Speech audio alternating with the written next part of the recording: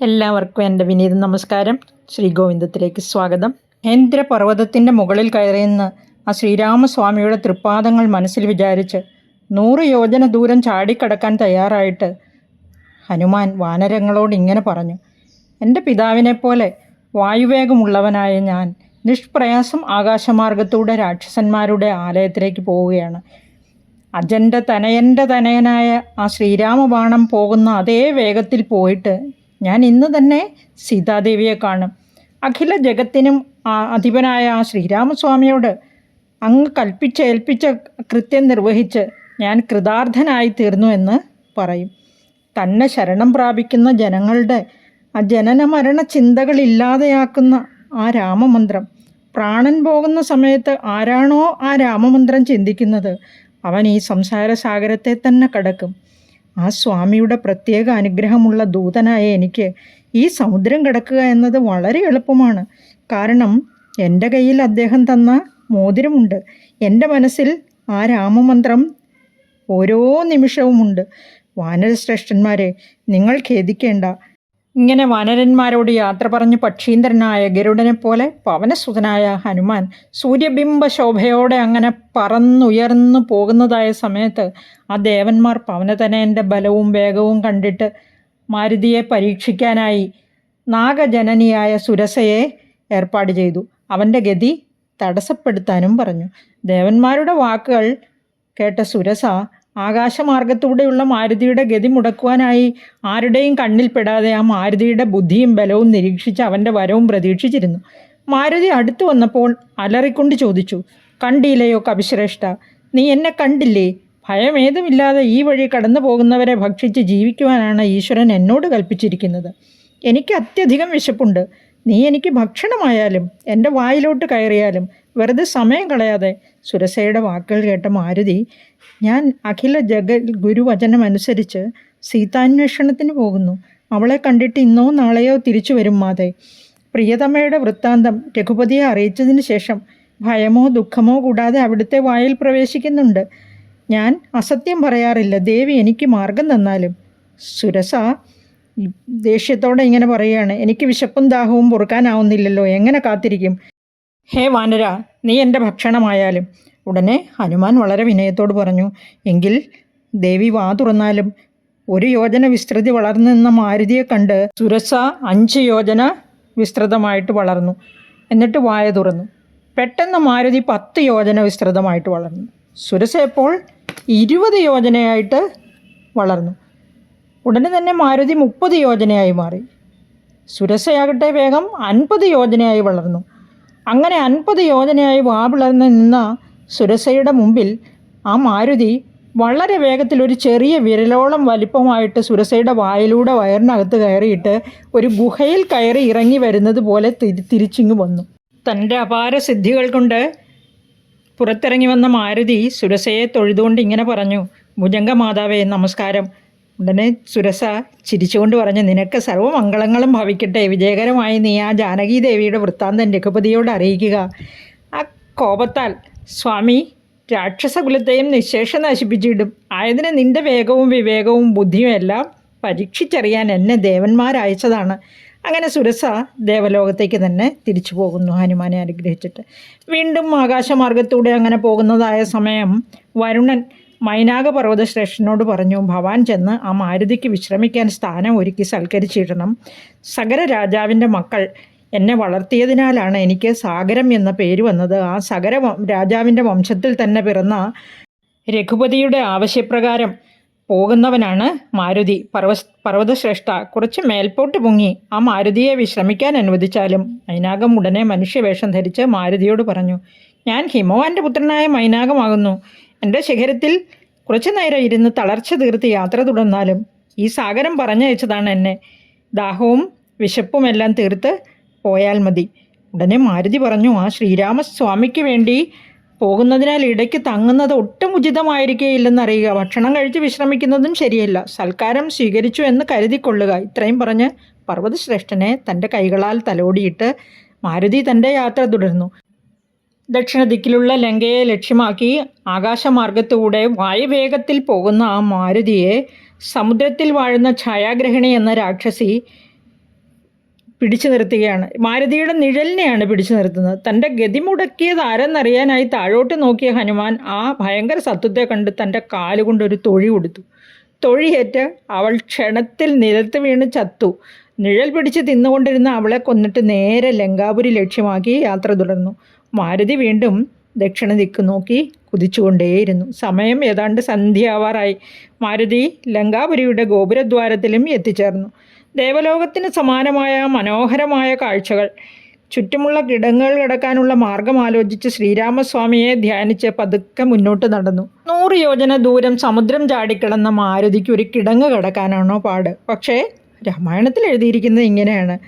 ശ്രീരാമസ്വാമിയെ ധ്യാനിച്ച് പതുക്കെ മുന്നോട്ട് നടന്ന മാരുതി തൻ്റെ ശരീരം ഒരു കടുക് മണിയോളമാക്കിയിട്ട് തൻ്റെ സ്വാമിനി എവിടെയായിരിക്കും ഇരിക്കുന്നതെന്നോർത്ത് പതുക്കെ അകത്തേക്ക് കാൽ വയ്ക്കാൻ തുടങ്ങിയപ്പോൾ അത്യുഗ്രമായി അലറിക്കൊണ്ടൊരു നിശാചരിയുടെ വേഷത്തിൽ ലങ്കാലക്ഷ്മിയെ കാണുകയാണ്. പറയൂ, നീ ഇവിടെ ഒറ്റയ്ക്ക് വരാൻ കാരണം എന്താണ്? നീ കള്ളനാണോ? ഞാൻ അറിയാതെ ഒരു ഈച്ച പോലും ഈ ലങ്കാപുരിയിലേക്ക് കടന്നു വരില്ല. അറിയാമോ നിനക്ക്? ചോദിച്ചതും ഒരൊറ്റ അടി മാരുതിക്കിട്ട്. മാരുതി തിരിച്ചും ഇട്ടുകൊടുത്തു വന്ന്. രണ്ടും ടപ്പേ ടപ്പെന്ന് അടിയും തിരിച്ചടിയും ഒരുമിച്ച് കഴിഞ്ഞു. അങ്ങനെ ആ മാരുതിയുടെ ഇടത് കൈ കൊണ്ടുള്ള ഒരു അടിയേറ്റ് താഴെ വീണ രാക്ഷസിയുടെ വായിൽ നിന്നും മൂക്കിൽ നിന്നുമൊക്കെ ചോര ഒഴുകാൻ തുടങ്ങി. ചാടി എഴുന്നേറ്റിട്ട്, എടോ, തൻ്റെ കൈക്കരുത്ത് അപാരം തന്നെ. പണ്ട് എന്നോട് ബ്രഹ്മാവ് പറഞ്ഞിരുന്നു 28ാം ചതുർയുഗത്തിൽ ജഗദീശ്വരനായ മഹാവിഷ്ണു ഭൂമിയിൽ അവതരിക്കുമെന്ന്. അന്ന് യോഗമായാദേവി ജാനകീദേവിയായും ജനിച്ച് രാക്ഷസനാശത്തിന് കാരണഭൂതയായി തീരുമെന്നും പറഞ്ഞിരുന്നു.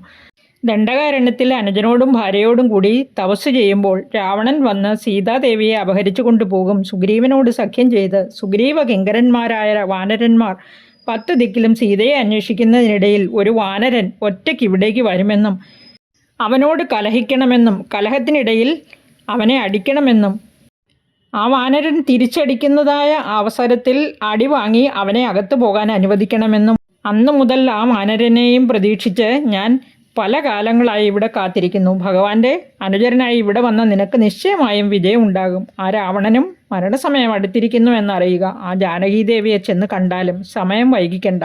ദശമുഖൻ്റെ അന്തഃപുരത്തിനുള്ളിലെ ശിംശിപ വൃക്ഷത്തിൻ്റെ ചുവട്ടിൽ നിശാചരികളാൽ ചുറ്റപ്പെട്ട് അതീവ ദുഃഖത്തോടെ രാമ എന്നുരുവിട്ടുകൊണ്ടിരിക്കുന്ന സീതാദേവിയുടെ വൃത്താന്തം സമുദ്രം ചാടിക്കടന്നു പോയി രഘുപതിയെ അറിയിച്ചാലും വാനരശ്രേഷ്ഠ, നിനക്ക് മംഗളം ഭവിക്കട്ടെ.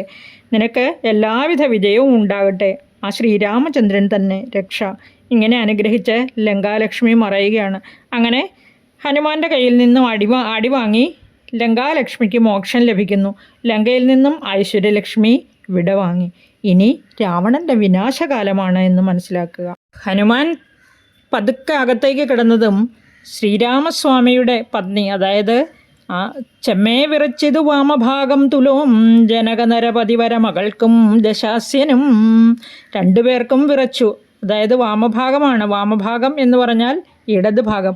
നമുക്കറിയാം, സ്ത്രീകൾക്ക് ഇടത് ഭാഗം ഇങ്ങനെ തുടിച്ചാൽ നല്ലതാണെന്ന് പറയും. അതുപോലെ പുരുഷന്മാർക്ക് ഇടത് ഭാഗം തുടിച്ചാൽ ചീത്തയാണെന്ന് പറയും. ഇവിടെ ദശാസ്യന് ഇടത് ഭാഗം തുടിച്ചു. വിനാശകാലം അടുത്തു എന്ന് നിശ്ചയം.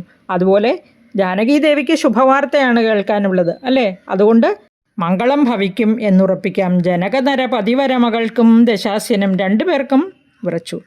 ഇനി ഒരാൾക്ക് നല്ലതും ഒരാൾക്ക് ചീത്തയും. മാരുതി സൂക്ഷ്മ ശരീരനായിട്ടാണെന്ന് ഓർക്ക്. ആരും കാണാതെ ദേവിയെ തിരഞ്ഞു നടക്കുന്നു. ദശമുഖൻ്റെ മണിമന്ദിരങ്ങളിൽ ഒന്നിലായിരിക്കും ജാനകിയെ പാർപ്പിച്ചിരിക്കുക എന്ന് കരുതിയിട്ട് എല്ലായിടത്തും കയറി ഇറങ്ങി നടന്ന് അന്വേഷിക്കുകയാണ്. കണ്ടില്ല ഒരിടത്തും.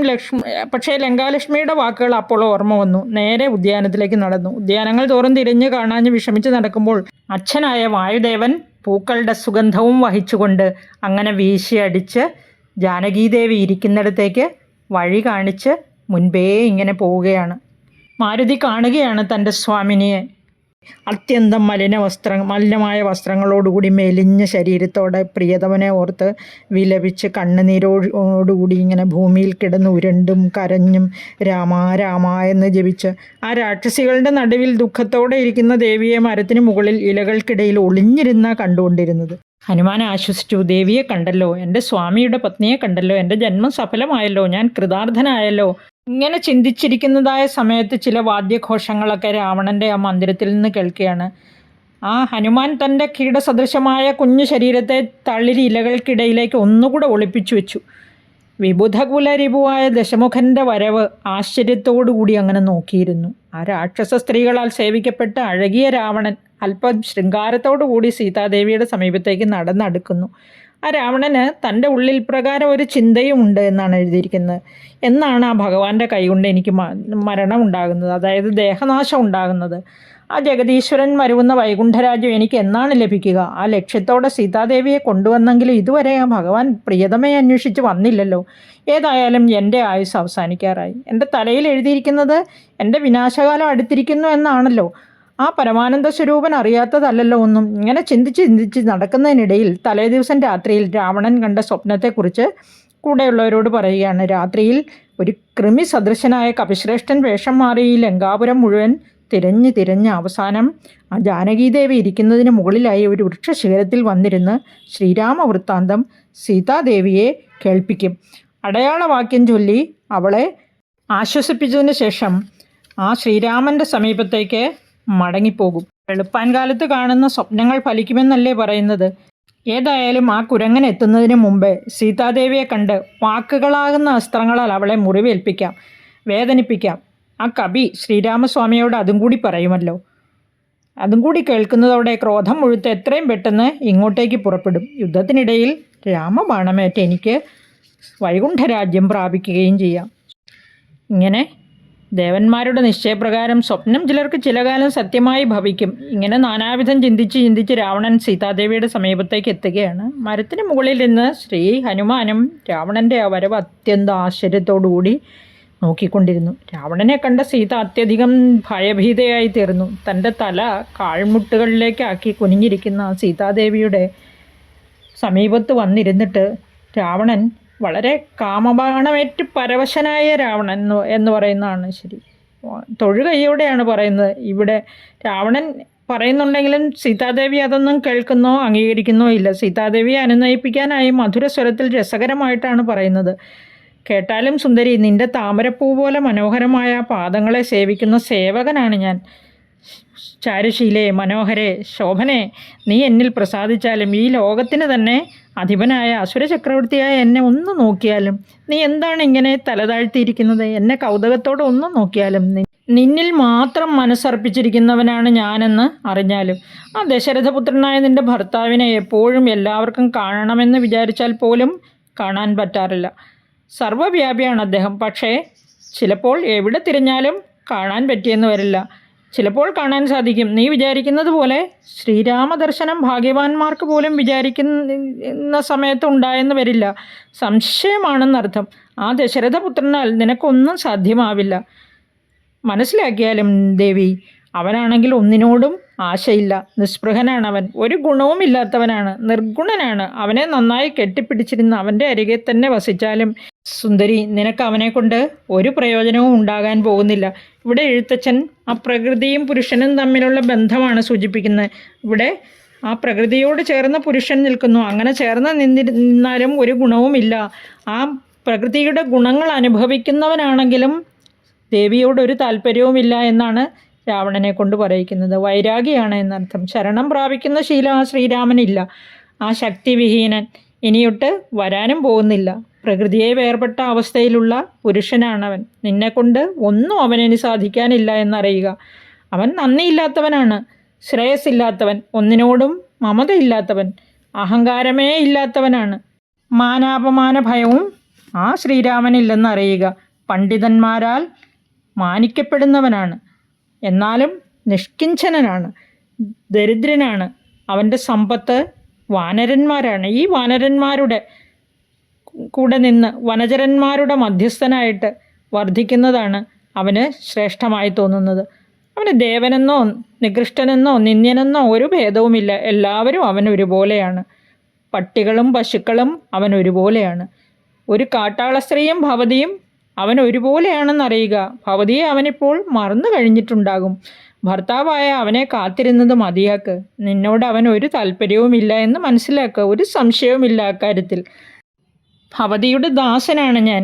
അങ്ങനെയുള്ള എന്നെ സ്വീകരിച്ചാലും കയ്യിൽ കിട്ടിയ ശ്രേഷ്ഠമായ രത്നത്തെ അവഗണിച്ചിട്ട് കാക്കപ്പൊന്ന് മതിയെന്ന് വിചാരിക്കുന്നത് ഉചിതമാണോ? ഓമലെ, ദേവ, ദൈത്യ, ദാനവ, നാഗ, ഗന്ധർവ, അപ്സര സുന്ദരികളായ സ്ത്രീകൾ ഭവതിയെ സസന്തോഷം പരിചരിക്കും. നീ എൻ്റെ ഭാര്യ ആവുകയാണെങ്കിൽ അതിഭയത്തോടെയും അമിത ബഹുമാനത്തോടെയും അവർ നിന്നെ പരിചരിക്കും. എൻ്റെ പത്നിയായിരുന്നിടുക, നിനക്കൊരു ദുഃഖവും ഉണ്ടാവില്ല. നിനക്കായി ചെറിയ ചെറിയ ജോലികൾ ചെയ്യാൻ വരെ അപ്സര സുന്ദരികൾ കൂടെ ഉണ്ടെന്നറിയുക.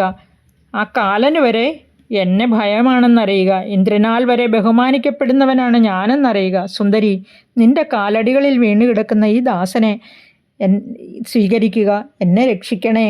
ഇങ്ങനെ പറഞ്ഞ് കാലടികളിൽ വീണ് അപേക്ഷിച്ച ദശമുഖനോട് ഒരു പുൽക്കൊടി പറിച്ചിട്ട് രോഷത്തോടുകൂടി ആ ജാനകി പറഞ്ഞു, ആ സൂര്യവംശ തിലകമായ എൻ്റെ ഭർത്താവായ ശ്രീരാമസ്വാമി അടുത്തില്ലാത്ത തക്കത്തിന് പട്ടി പുരോടാശം കൊണ്ടുപോകുന്നത് പോലെ. അതായത് യാഗശാലയിൽ നിന്നും അതീവ രഹസ്യമായി ഹവിസ് മോഷ്ടിച്ചു കൊണ്ടുപോകുന്ന നായയെപ്പോലെ അല്ലേ നീ എന്നെ കട്ടുകൊണ്ടു പോകുന്നത് എന്നാണ് ചോദിക്കുന്നത്. അവർ രണ്ടുപേരും സ്ഥലത്തില്ലാത്ത തക്കത്തിന് നീ ചെയ്ത പ്രവൃത്തി അനുചിതം എന്നറിയുക. നീ ഇതിനനുഭവിക്കും, ഉറപ്പ്. ആ രാമബാണമേറ്റ് താമസിയാതെ ഭവാൻ യമലോകം പ്രാപിക്കും. രാക്ഷസരാജ, എൻ്റെ ഭർത്താവ് വെറും ഒരു മനുഷ്യനാണല്ലോ എന്ന് നിനക്ക് തോന്നുന്നുണ്ടായിരിക്കും. പക്ഷേ ഒട്ടും താമസിക്കാതെ ആ ശ്രീരാമസ്വാമി ഈ സമുദ്രത്തെ തരണം ചെയ്ത് ഇവിടെ എത്തി നിൻ്റെ ഈ ലങ്കയെ ഭസ്മമാക്കും. ഒരു സംശയവും വേണ്ട. നിൻ്റെ പരാക്രമശാലികളായ സഹോദരന്മാരും പുത്രന്മാരും മന്ത്രിമാരും സൈന്യത്തോടും കൂടി ഛിന്നഭിന്നമാകും. ശ്രേഷ്ഠനായ രാജാവായി ആ ബ്രഹ്മദേവൻ്റെ അപേക്ഷ അനുസരിച്ച് നിന്നെ കൊല്ലാനായിട്ടാണ് ആ കരുണാവാരിധിയായ ഭഗവാൻ ഈ ഭൂമിയിൽ അവതരിച്ചിരിക്കുന്നത്. അതിനൊരു നിമിത്തം മാത്രമാണ് ജനകരാജാവിൻ്റെ മകളായ ഞാൻ. നിന്നെ കൊന്നിട്ട് അവൻ എന്നെയും കൊണ്ട് എത്രയും വേഗം ഇവിടെ നിന്നും പോകും. സീതയുടെ പരുഷ വാക്കുകൾ കേട്ട ദശമുഖൻ ക്രുദ്ധനായി വാളെടുത്ത് സീതയെ കൊല്ലാനൊരുങ്ങി. ഇത് കണ്ട മണ്ഡോദരി തൻ്റെ ഭർത്താവിനെ തടഞ്ഞിട്ട് ചോദിച്ചു, അരുതരുത് മഹാരാജ, ആ സുരധനുജ ദിതിജ ഭുജകാപ്സരോ ഗന്ധർവ തരുണികൾ നിനക്ക് വശഗതരാണല്ലോ. പിന്നെ എന്തിനായി ഈ മനുഷ്യ സ്ത്രീ? ഇവളാണെങ്കിലോ പാവം, കുളിയും ദേവാരവും ആഹാരവും ഒന്നുമില്ലാതെ ഭർത്താവിനെ ഓർത്ത് ദുഃഖിച്ച് മെലിഞ്ഞ് ക്ഷീണിച്ച് അവശയായി രാവും പകലും ഈ രാക്ഷസ സ്ത്രീകളുടെ പരുഷ വാക്കുകൾ കേട്ട് വശം കെട്ടിരിക്കുകയാണ്. രാക്ഷസ രാജാവായ അങ്ങേക്ക് ഇവളെ കൊന്ന് ദുഷ്കീർത്തി സമ്പാദിക്കണോ? മണ്ഡോദരിയുടെ വാക്കുകൾ കേട്ടിട്ട് ലജ്ജിതനായി ആ രാവണൻ രാക്ഷസ നാരികളോട് ഇങ്ങനെ പറഞ്ഞു, നിങ്ങൾ എന്തെങ്കിലുമൊക്കെ പറഞ്ഞ് ഇവളെ അനുനയിപ്പിക്കുക. അനുസരിക്കുന്നില്ലെങ്കിൽ ഭയപ്പെടുത്തി നോക്കുക. ഏത് വിധേനയും അവളെ പറഞ്ഞ് വശത്താക്കുക. ഏതിനും ഞാൻ 2 മാസത്തെ സമയം കൂടി അനുവദിച്ചിരിക്കുന്നു. ഇപ്രകാരം പറഞ്ഞ് കോപിഷ്ഠനായി രാവണൻ അവിടെ നിന്ന് പോവുകയാണ്. രാവണൻ്റെ പരുഷ വാക്കുകൾ കേട്ട് സീതയുടെ ആത്മാവിന് പോലും മുറിവേറ്റ അവസ്ഥയിലായിപ്പോയി. ആലോചിച്ച് നോക്കിയേ, സിനിമയിലൊക്കെ നമ്മൾ കാണുന്നത് പോലെ കൊട്ടേഷൻ ടീം തട്ടിക്കൊണ്ടുവന്ന് പാർപ്പിച്ചിരിക്കുകയാണല്ലേ. ഈ ത്രിജട എന്ന രാക്ഷസി ഈ സമയത്ത് മറ്റു രാക്ഷസ സ്ത്രീകളോട് പറഞ്ഞു, നിങ്ങളൊന്ന് അടങ്ങ്, എന്നിട്ട് എല്ലാവരും ഞാൻ പറയുന്നതൊന്ന് കേൾക്ക്. ഇന്നലെ ഞാനൊരു സ്വപ്നം കണ്ടു.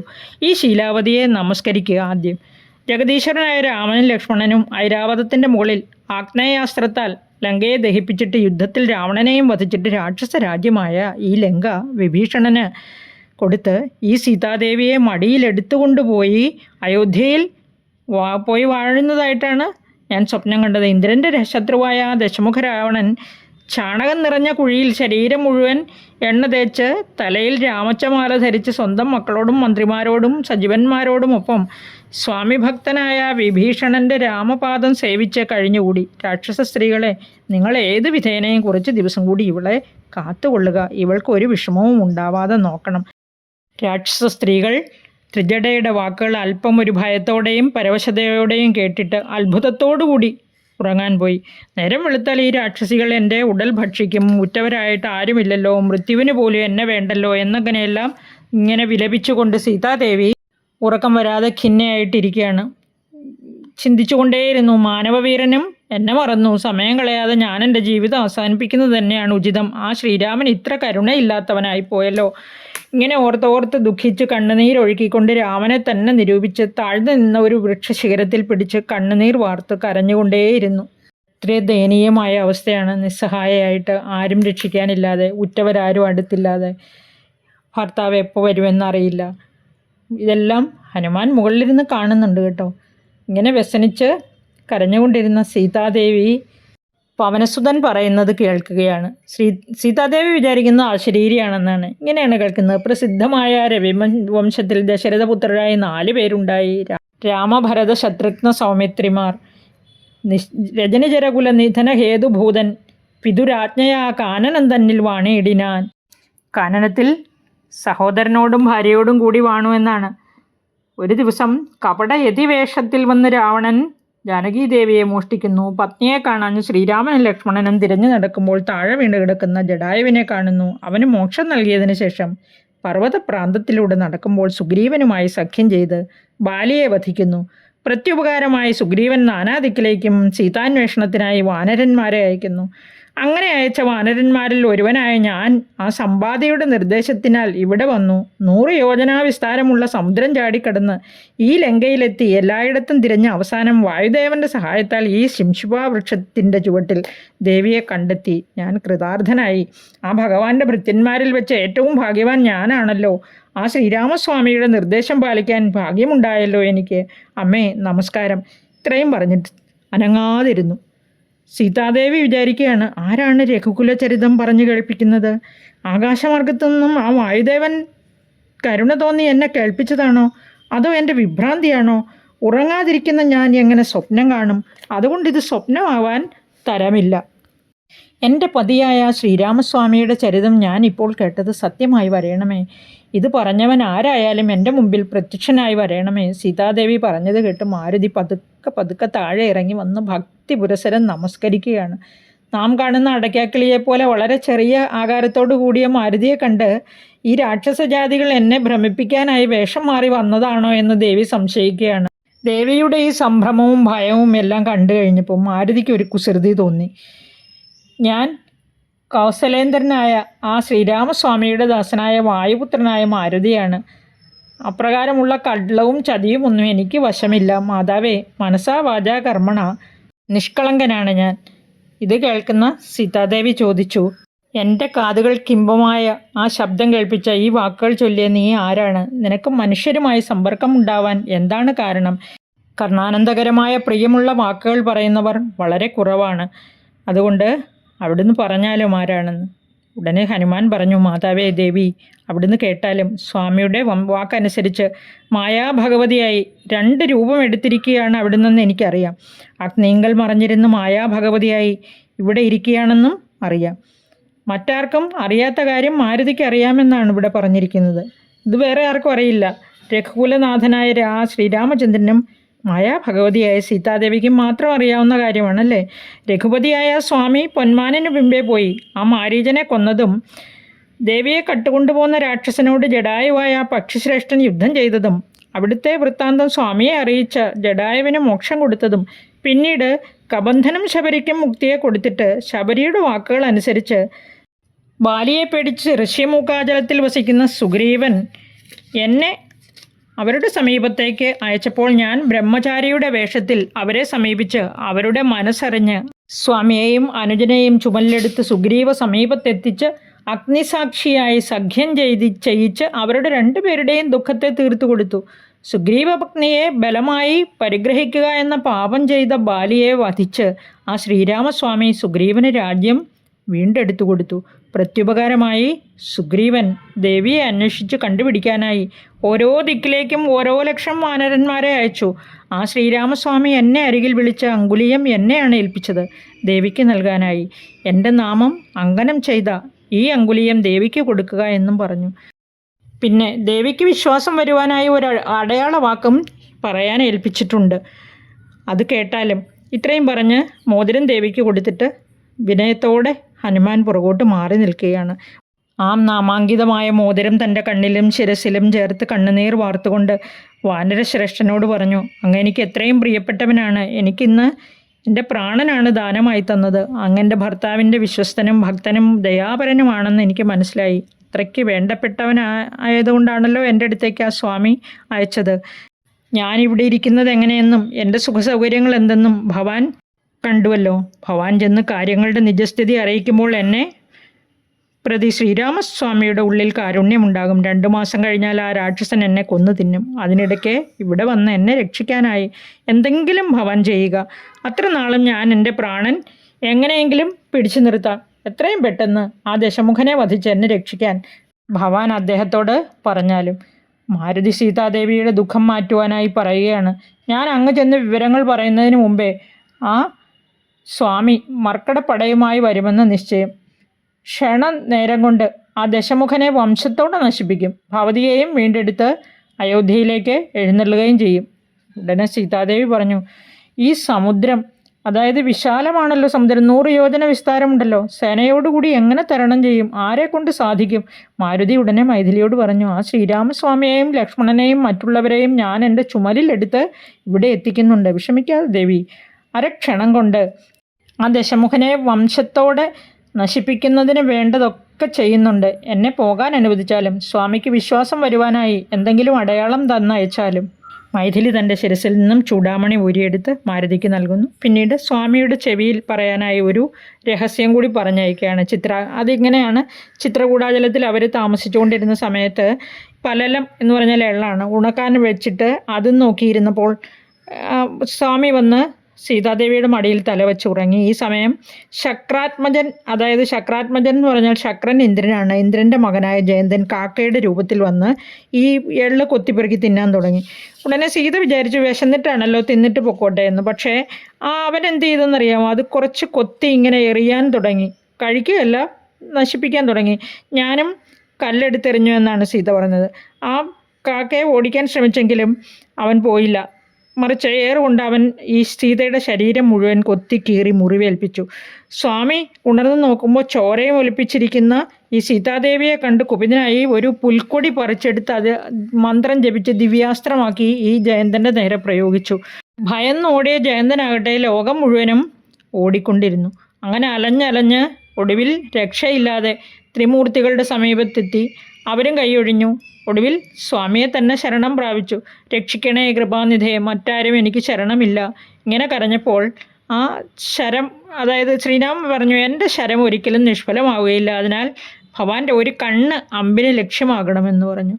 അങ്ങനെ അവനെ പോകാൻ അനുവദിക്കുകയാണ്. അന്ന് മുതൽക്കാണ് ഈ കാക്കകൾക്ക് ഒരു കണ്ണില്ലാത്തത് എന്നാണ് പറയപ്പെടുന്നത്. നിങ്ങൾ ശ്രദ്ധിച്ചിട്ടുണ്ടാവും, കാക്ക ഇങ്ങനെ തറയിൽ വന്നിരുന്നിട്ട് ഇങ്ങനെ ചരിഞ്ഞാണ് നോക്കുന്നത്, ഒരു കണ്ണേ കാഴ്ചയുള്ളൂ എന്നാണ് പറയുന്നത്.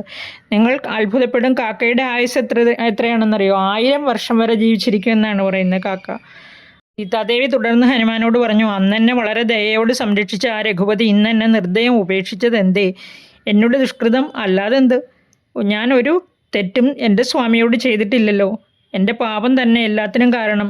ഇങ്ങനെ സീതാദേവി വീണ്ടും വിലപിക്കുന്നു. മാരുതി ഉടനെ പറഞ്ഞു, ഭവതി ഇവിടെയാണെന്ന് വിവരം അറിയാത്തതിനാലാണ് സ്വാമി വരാതിരുന്നത്. ഇനിയിപ്പോൾ ഉടൻ തന്നെ ഇവിടെ എത്തി ലങ്കാപുരിയെയും രാക്ഷസക്കൂട്ടത്തെയും ഭസ്മമാക്കും. വിവരം അറിയുന്ന ഉടനെ വന്ന് ലങ്ക ചുട്ട് ഭസ്മമാക്കി രാവണനെ വധിച്ച് സീതാദേവിയെ വീണ്ടും കൊണ്ടുപോകുമെന്ന് കേട്ടപ്പോൾ സീതാദേവിക്ക് അനൽപമായ സന്തോഷം തോന്നി. ഉടനെ മാരുതിയോട് പറഞ്ഞു, ഇങ്ങനെ ചോദിക്കുകയാണ് ചെയ്യുന്നത്, ദേവിയുടെ ആ ഒരു സംശയമാണിത്.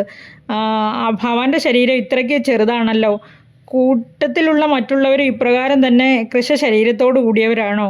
ഇങ്ങനെയുള്ള നിങ്ങളെങ്ങനെയാണ് ഈ രാക്ഷസ കൂട്ടങ്ങളോട് എതിരിടുന്നത്? എങ്ങനെയാണ് പോരാടുന്നത്?